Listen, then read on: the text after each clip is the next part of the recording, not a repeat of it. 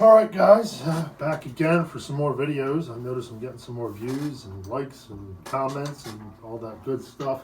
Hope the sound's better. I'm using the earphones, seems to be working better, no more complaints about that. I also have gotten some Facebook requests where to find the book. So again, I'll put it here. It's 76 cash making deal saving closes, okay, right here. Alright. Now you can find it right on Amazon. Just type it in. It's on there. There's some reviews. Leave a review if you've already bought it and like it. I've gotten a lot of comments. A lot of people come out of their way to talk about how it's helped them.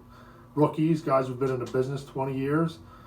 And if that's the best thing I could do, that's what I'm in it for. I mean, you know, there's guys that've been doing it 5-10 years that learn some of these closes, and all of a sudden they're, you know, the best guys at their dealership. I mean, experience counts for one thing, but when you change yourself, then it becomes a different experience and a better one. So why not make more goddamn money? I think it makes sense. So I hope that makes sense. So I'm going to get into the closes this time. I want to get into the shutdown. The shutdown close, the people that say they never buy any of these things, okay? And then we're going to progress that into... I'm going to follow the book along here. So that's number 4, 5, and 10. You know what I mean? So the shutdown close is the shutdown close is going to be, I mean, listen guys, there's no other better way to put it.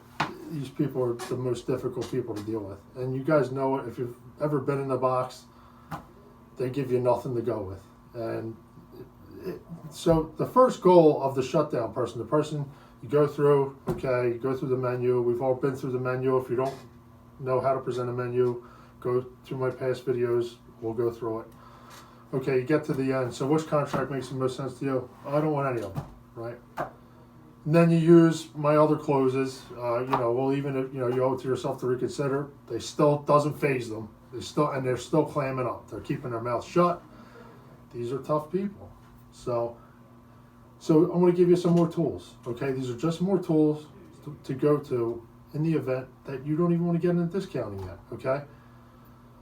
So with the complete shutdown close, you have to find out what exactly is making them say that. And the only way to do it, because they're not giving it to you, and then this has to go like kind of a song. You cannot hurry this. You cannot rush it. You cannot try to pound your way into getting somebody to submit this way, at least without making any profit.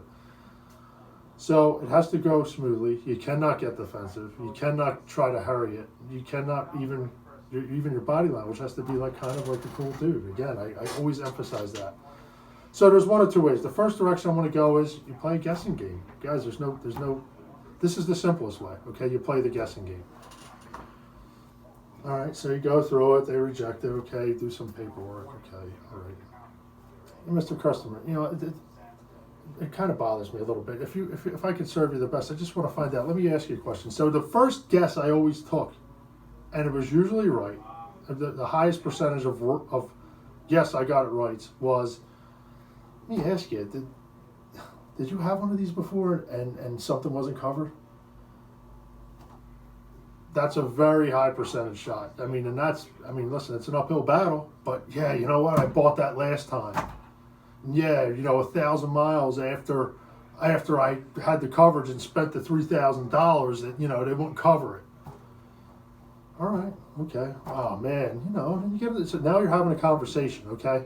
That's the whole goal. The whole goal of the shutdown person is to get them to have the conversation, and then it goes into whatever.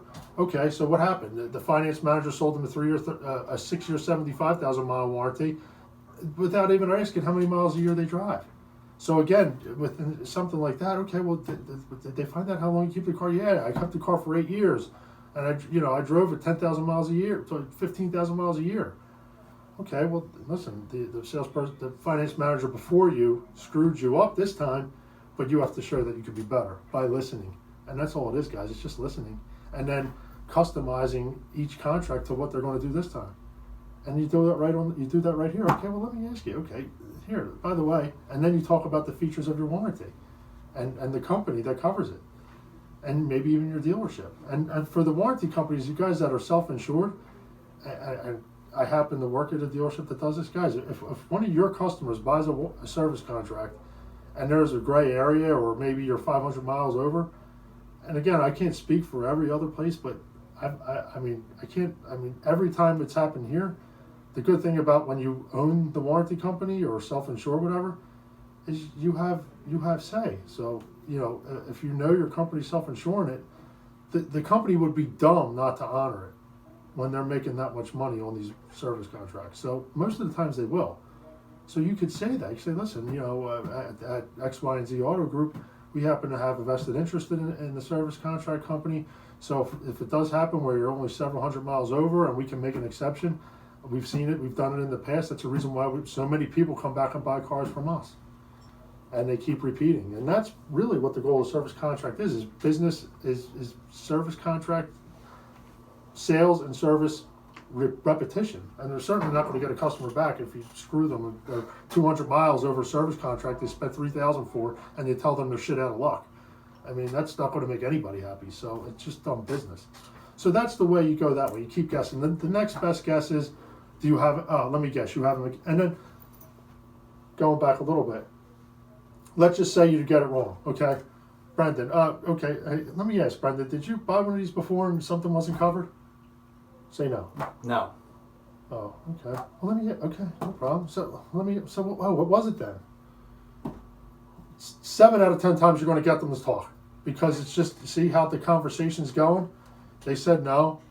Oh, okay, well listen, what exactly happened then? You're probably going to catch 7 out of 10 sleeping, because they just feel like, especially if you remain cool and non-combative, non-confrontational, just like, hey, I'm just a Joe and I'm talking to you and you're talking to me, and you know, most people feel compelled not to be borderline impolite. I mean, that really, at that point, you really have to be an impolite person to not answer.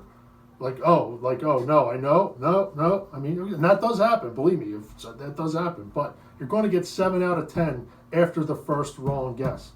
The key to this video is to get you to understand that even, first of all, you play the guessing game, you take your first shot guess. Brendan, hey, let me ask you, did you buy one of these before and it wasn't covered? Did that happen? Was that it? Say no. No. No? Okay, well, what was it then? What is it?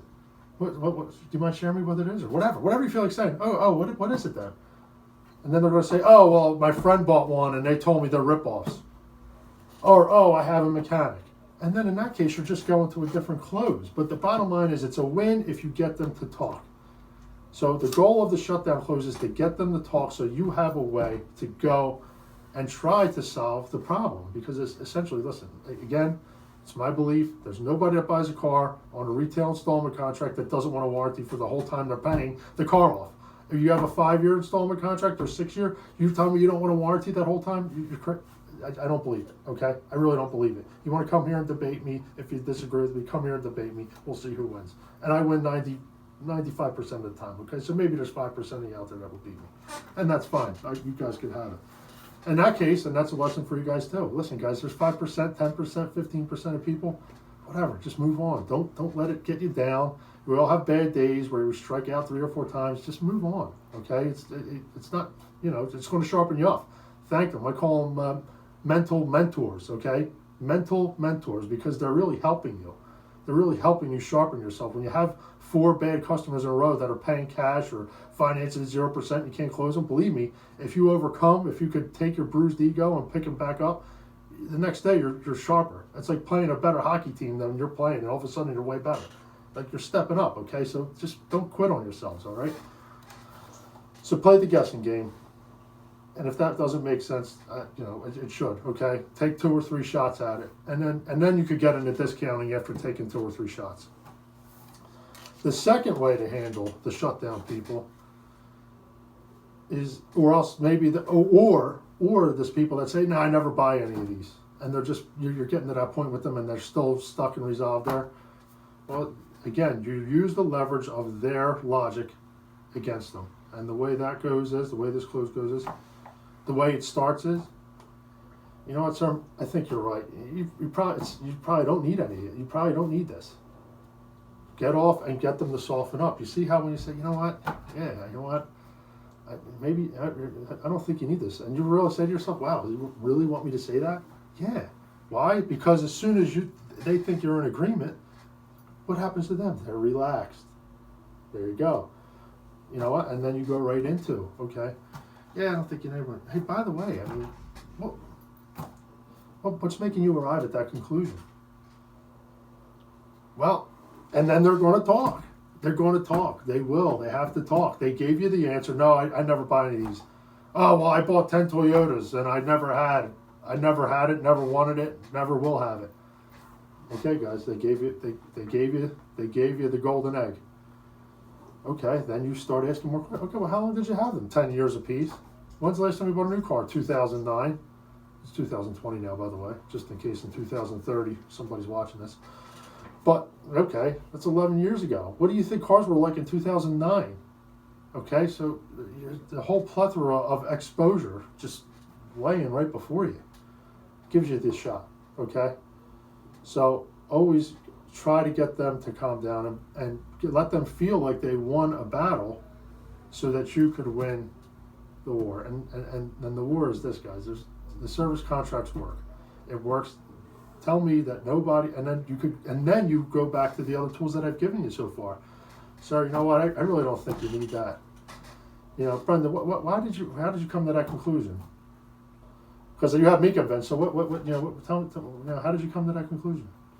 That was my third Toyota, and they never gave me a problem. Okay. When did you buy your last one? 4 years ago. 4 years ago. All right, you know where I'm going with this one, guys, right? All right, so 4 years ago. Oh, wow, okay. And I see you have, what do you got, about 40, 50,000 miles on it? Mm-hmm, that's all. Oh, all right. So you're trading in a car. Now, let me tell you, can I just tell you that even if you, what if I told you that I could save you, I don't know, probably about $150,000 over the course of your life and you've never used a service contract? Just pause. They're going to look at you, fucked up, like, how are you going to save me money? Well, sir, I mean, even if you've never used this, not even for roadside assistance, not even for the rental car, not even for anything. That's saying nothing. You're right. The Toyotas are perfect. You're buying the best brand car in the world. Even if you never have a claim on this contract, you know where I'm going. What if I told you that you could keep your beautiful Toyota Camry that you're trading into me for another 3 or 4 or 5 years? Because I'm sure that's why you're trading it in now. You're out of warranty. Maybe a check engine light went off. Maybe it was just a stupid sensor. You got lucky. Huh? Maybe not. Maybe you were just feeling like that was going to happen. Maybe it was a close call. But either way, the point is you had to worry about it. So even if you never use this over the course of 10 years and the next 4 cars you buy, okay, you're spending $3,000 now. Okay, but you don't have to spend $25,000 every 7 or 8 years instead of every 4 years like you're doing now. So that's why I think you owe it to yourself to at least do the bronze contract. Does the 60 or 72 month work better for you? Right? And then the other way is if they keep it 11 years. Then you go fall back on how different the car is from now till then. Gives you the shot. But Brendan's exactly right. He's telling me that, listen, the trends don't lie, people. People trade their car in every 4, 5, 6 years. Because, why? Because they don't want to pay for tires, in which case your bronze contract should always have tire and wheel in it. Always. Because who the hell else? I mean, the tires are never covered. Ever. Not from day one. So even the service contract should always have tire and wheel in it. I mean, that's an easy extra $10 a month. 10, 15, whatever. And then you strip it down to the vehicle service contract. That also gives you another layer, okay? So you have the platinum with everything, the gold with everything -1, the bronze with everything -2, and, you know, the basic with just the service contract and tire and wheel. And then when people are really that hard, well, at least that gives you another layer of negotiation to strip off. Okay, so I get you don't want to do the basic contract, but you have to at least do the one vehicle service contract. It's not even on the list because mostly everybody goes for at least the silver or the gold. I could I'll make it just the vehicle service contract. And then, you know, okay, instead of it going up $50, $60 a month, it's only going up 30 and again, or 40, and you haven't even taken out any profit yet. So the shutdown close, let's recap in closing. The shutdown, play the guessing game. and then start a conversation. If they say no to your first case, okay, well, what was it then? Okay, well, what is it? What makes you say that then? And then the other route you could take is start off on a friendly demeanor. You know what, man? Or somebody says, I never buy any of these things. You know what, man? It sounds like you don't need any of these things. Let me ask you, what made you come to that conclusion? Most likely, they're going to say, well, I bought 10 Toyotas. Oh, I've never bought them before. I've had 20 cars in the last 10 years or whatever, and I never have them. Or I only keep the car 3 or 4 years. Okay, well, there's a big difference between 3 or 4, by the way, or 3, 4, or 5, by the way. Okay, because if you most vehicles only come with 3 years comprehensive warranty. So if they say 4 or 5, that's 2 years of exposure. Don't forget, you're starting out with a 7100, guys. Every menu that I did started out with a 7100. So people might look at that 7100 and think they don't need it because they think that's all you have to offer. Or they say a 7-year, they're like, oh, I only keep it for 5 years. Sometimes the objection isn't as big as you make it. They might say, no, I never buy it. I mean, no, I'm only going to keep it for 5 years. Well, you just look like a genius. We said, oh, by the way, I could customize this for you. I can make it 5 years. So this way you're at least covered for the length of the loan. That'll say it'd only be like an extra $20 a month.